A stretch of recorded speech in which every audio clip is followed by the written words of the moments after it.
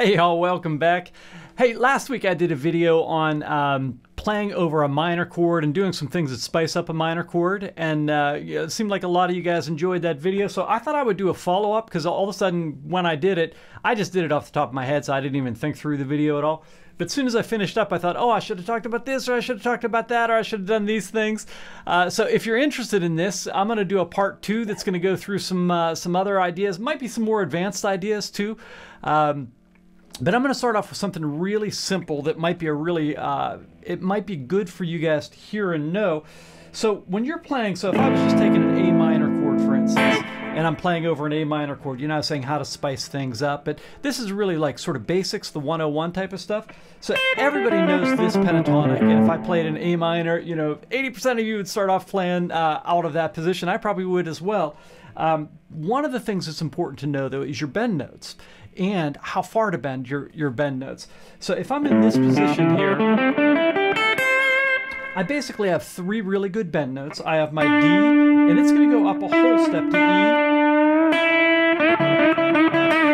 You know, sort of Jeff Becky type of thing. And then I've got my G note that bends up to A. And by the way, if you want to get good at bending, what you want to do is bend to the other note. My bridge floats so it goes out of tune, and that'll get you really accurate on those bends, so that you don't go like out of tune. You don't want to be flat, and you definitely don't want to be sharp. And the other thing on bends is you don't want to go up. That never sounds really good. So the other bend note that you can do is you can bend that C note, and like Eric Clapton, every time he plays that C note, he just bends it just a little bit. But you have a couple other bend notes that you can do. When you extend your pentatonic,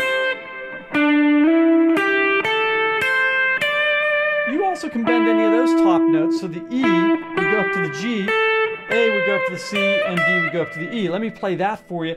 So this is a bend all the way up to that G note. So I'm going up because I want to go to the next note in my pentatonic, basically, is what I'm looking to do. The A note is going to go up to my C. And then the D, of course, is going to go up to E again. It's the same, the octave. So when I have that, let me just play these for a little bit. I just made a little loop.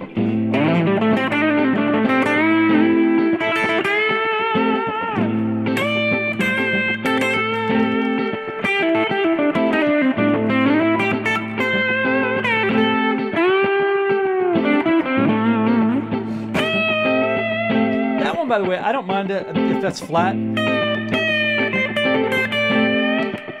If I'm bending up, I normally like to get it here, but if I'm bending down, I like just a half step. Sounds really nice on that. All right, next concept. I scribbled some of these down. One, I did a whole video on this. It's the Super Arpeggio, Larry Carlton.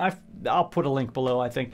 I forget what it's called, but this one gets a tiny bit complicated. But if I just took let's say I'm playing this A minor. This is going to get into a little bit of theory. Don't let this freak you out, though. It's not as complicated as it sounds. But if I'm basically in the key of G, I have G major 7, A minor 7, B minor 7, C major 7, D 7, E minor 7, and F sharp half diminished. And you might be like, well, what is that? But you can just go back through and hear those chords. But if I take from this A, I can do an A minor 7. And then I'm going to do like this. I'm going to do an arpeggio off of each of these notes. So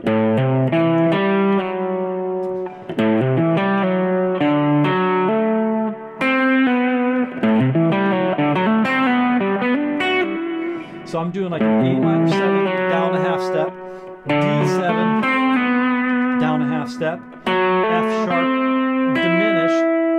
I should have probably worked this out before I did it. So F sharp, and then C, and let me play those for you.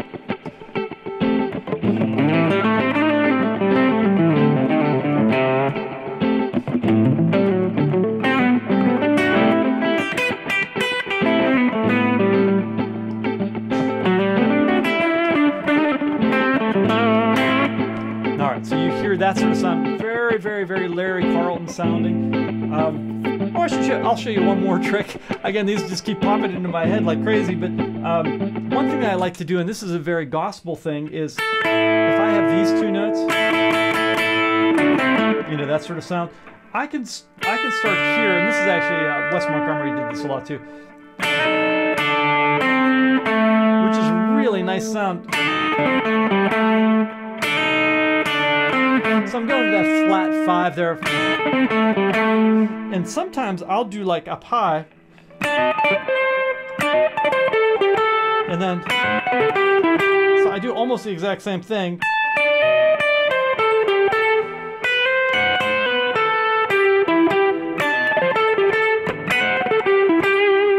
So that's a cool sound also. All right, let me see what else I have on my list. So very similar to the Larry Carlton thing, a guy named Mike Stern. If you don't know, Larry Carlton was one of the greatest studio guys that ever lived, played with Steely Dan, had a solo career, was an amazing guitar player. Maybe the most recorded guitar player who's ever lived. So he's definitely worth listening to. Mike Stern was a guy who I think at 18 years old landed the gig with Miles Davis, really amazing guitar player. He would do this thing, let me put this in, well, I'll keep it in the same key just for sanity's sake. But he would take triads or seventh chords and play them over top of this, and he might do something like this, like an A minor sound. So that's my little A minor shape up here. And then he would go B minor 7, C major 7,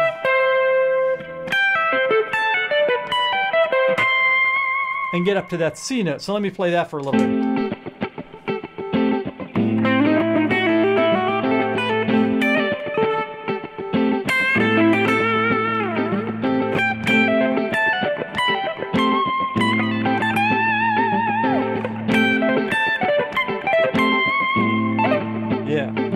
That idea. Then I'm going to show you a variation on that I almost wanted to go into. This is like a John Mayer thing. John will do something like this. So he's just outlining this, the pentatonic that you know.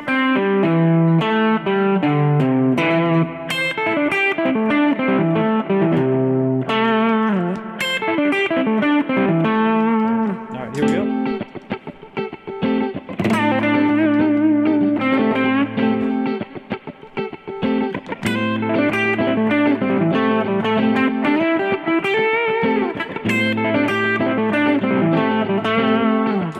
All right, so that's sort of a cool sound. Oh, and then I could take that same sound. I'm sorry to give you so much information, but you can stop this at any time and just like try to work on these little things yourself. But if I did, and then I combined it with this Mike Stern idea. E minor 7. A minor 7, that's E, C, A, G. And A minor 7 next inversion.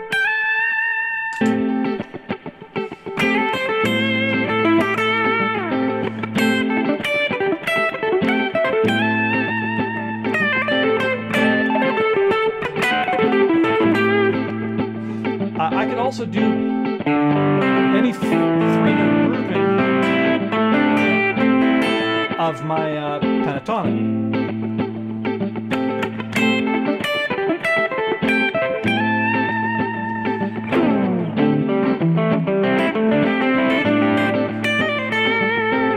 All right, let me see what else I have on my list here. Okay, one quick concept again. If I did Dorian versus Aeolian, and again, you might be like, what the heck is that? But if I took my major scale, I could either base it out of the key of G that has this F sharp note, or I could base it out of the key of C that has the F natural note. Now, you've got to figure out what harmony is working for you. So if you're going to a D minor chord, for instance, it might be nice to stay with that Aeolian sound because it has that F note. But if you're doing like a funk thing like I was doing, and you heard me playing that chord sometimes. That would be the Dorian sound, which I talked about in the last video. So let me play a little bit of those two. So I'm going to start off with Dorian, with the Aeolian.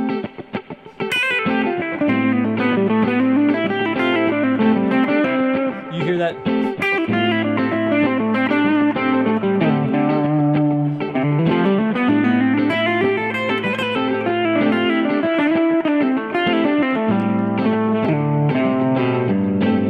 Okay, and now I'm going to change this to Dorian, which is going to have that note, which you can hear has some real clang to it.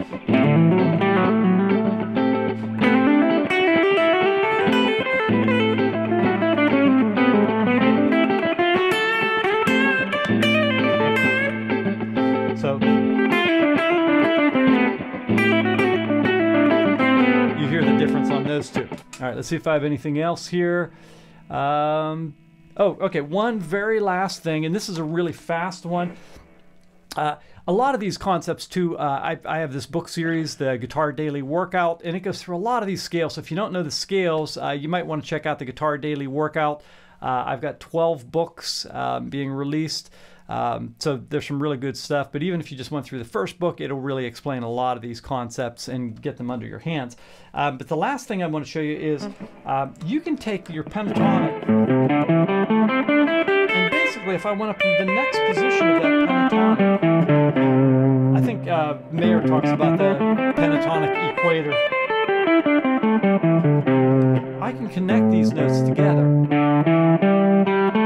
I can do this in any position of the pentatonic, and it's going to be pretty cool sounding.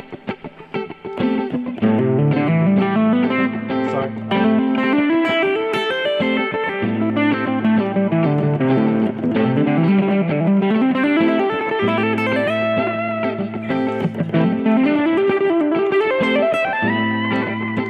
So you hear it's real fast sounding.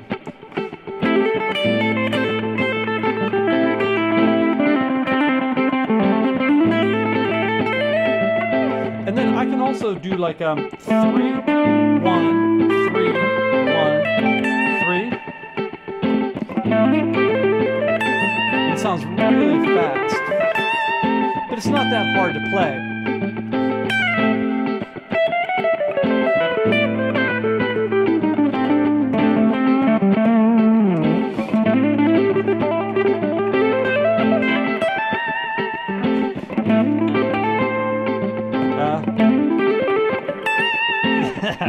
All right, you get the idea on this. So hopefully that gives you a whole lot of information. So between these two videos, there's probably enough to practice for a lifetime, but it should be some fun stuff for you. And what I would do is just take one of these concepts. If you have a looper, you can play over a backing track or something like that. You know, take the, I want to hear the Dorian sound versus the Aeolian sound and see what that sounds like. Or I want to do fourths and, study how the fourth sounds. Or I want to do that, little gospel riff. And when you do those things, put them in with your own playing. So you play your stuff for a little bit, and then you play the concept. Then you play your stuff for a little bit, then you play the concept. And that way you really get it, it's yours. You'll start to own that stuff because it'll become part of your vocabulary. So anyhow, I hope that helped you out a little bit, and until next time, God bless.